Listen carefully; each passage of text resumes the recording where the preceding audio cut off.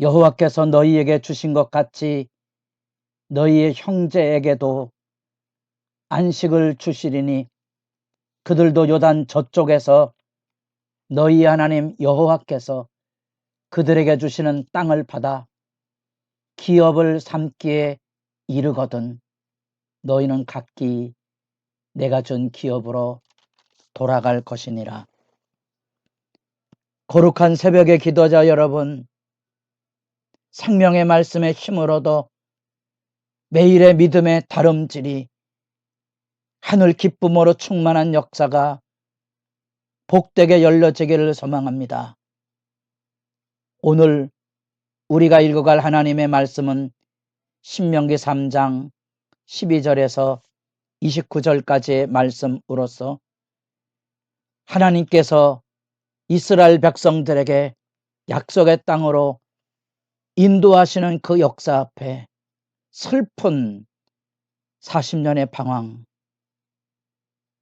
그 출애굽 세대가 종언을 고하고 그들이 다 죽기까지 기다렸다가 새로운 세대, 광야에서 20세 이하로 태어났던 그들을 통하여 새로운 전쟁을 하나님께서 명령합니다.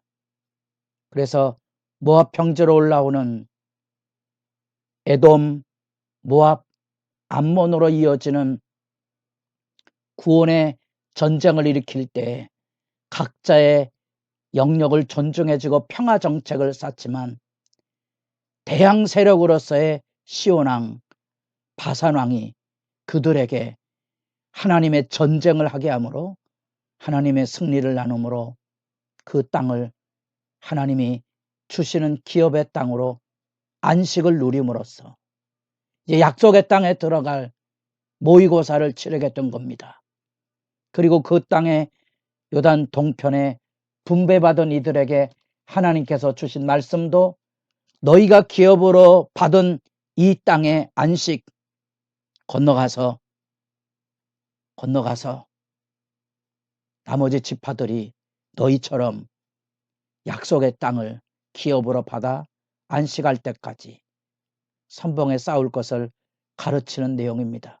바로 이 땅입니다. 요단 동편의 거대한 땅을 하나님께서 약속의 땅으로 선물로 주셨다는 거지요. 소유권을 이전해 주신 거지요. 그 악의 세력의 대적을 진멸하심으로써 약속의 땅으로 들어가는 교두보를 마련하게 되는 겁니다.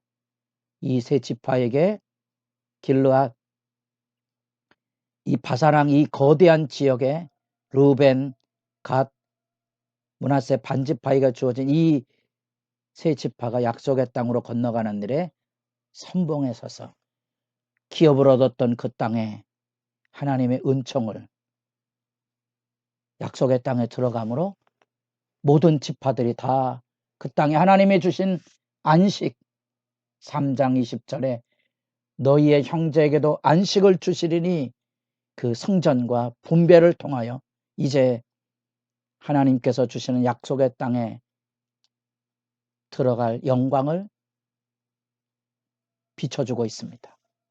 우리는 이 말씀 안에서 하나님의 언약, 그 땅을 주리라고 약속한 대로 이제 하나님의 백성이 죄악이 간영했던 가나안, 대표된 아모리 족속에 대한 거룩한 전쟁을 승리함으로 하나님이 주신 그 땅을 소유권으로 이어받아서 하나님이 주신 안식을 누리는 땅의 정복, 이 세 지파가 얻었던 이 하나님이 주시는 땅의 축복의 안식을 이들이 앞장서 건너감으로써 요단강 건너 약속의 땅에 대한 하나님의 소유권, 전쟁의 승리, 두려워하지 말고 싸우면 하나님이 주시는 성전의 기쁨과 안식, 그러나 반드시 진멸, 하나님의 명령을 따라 자기 소유가 아닌 힘의 전쟁이 아닌 하나님의 법에 따라가는 전쟁 규범도 이들은 새로 배우게 되고, 특별히 이 요단 동편의 땅을 먼저 차지해서 기업을 일구고 하나님이 주시는 가축의 번영, 다시 말하면 하나님께서 가축을 많게 하심으로 번영의 복과 부귀를 누렸던 그들이 제일 앞장서서 요단강 서편에 가나안 땅 정복에 책무를 다할 것을 가르쳐주고 이 놀라운 구원의 승전과 더불어 약속의 땅이 눈앞에 보이는 비스가산 꼭대기에 모세는 엎드려집니다. 제발 건너가게 해주십시오.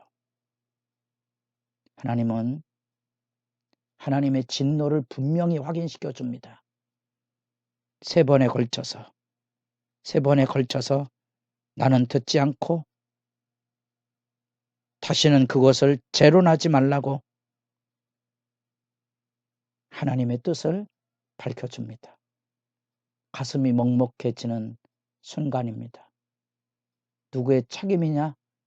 책임 논쟁을 벌일 수 있는 상황이 아닙니다.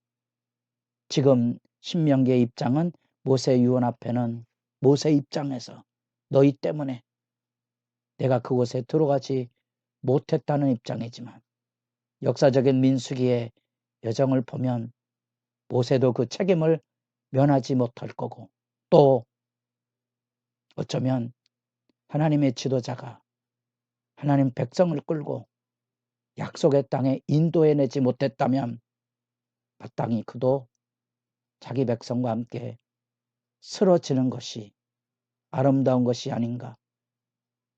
말씀이 먹먹해진 순간이라 그랬습니다. 그리고 이제는 모세가 아닌 여호수아가 모세가 이루는 그 일에 완성을 이루게 할 것입니다. 후계자 여호수아를 세워서 요단강을 건너가게 합니다. 그 요단강을 건너가게 하는 여호수아에게 모세는 사명을 일깨우게 됩니다.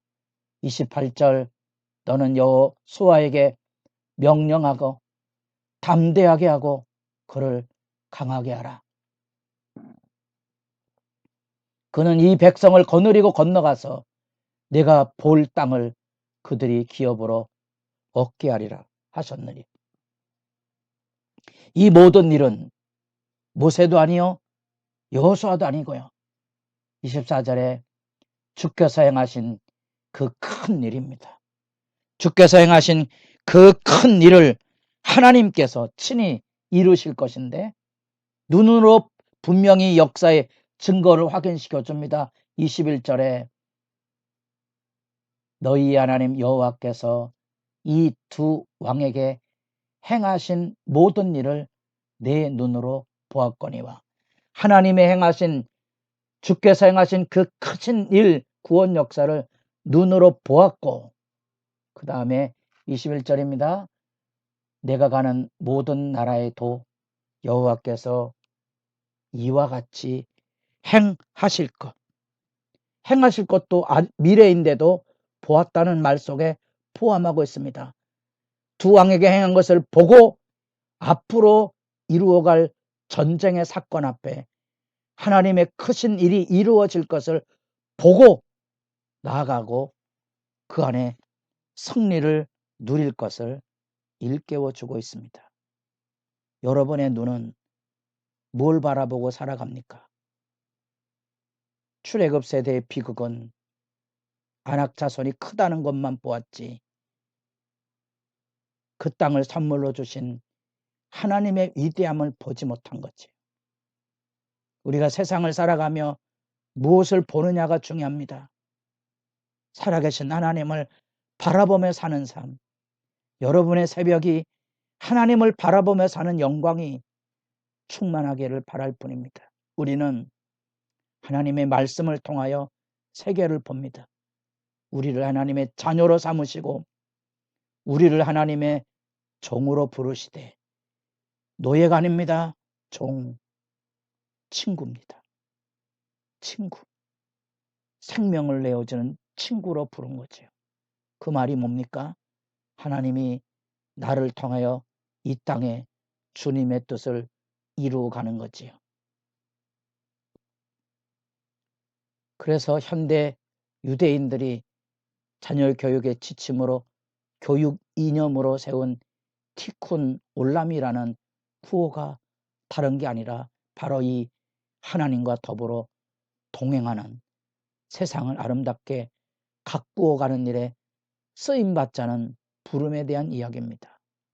어쩌면 우리는 영적인 전쟁이 무엇인가를 여기서 보고 있습니다.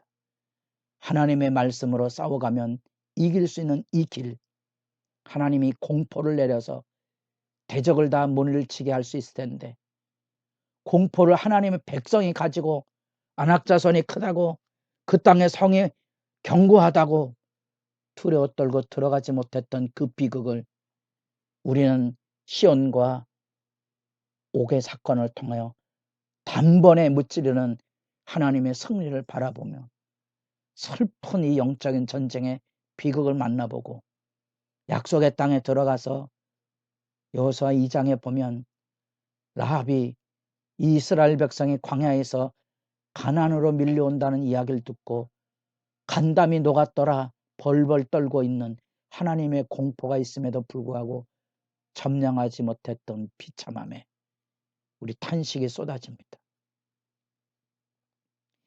여호와께서 싸우시는 이 믿음의 기계와 용기가 필요하고, 이 요단 동편의 선 분배를 받은 이 세 지파의 선봉의 책임이 바로 이 기계를 가지고 가는 겁니다.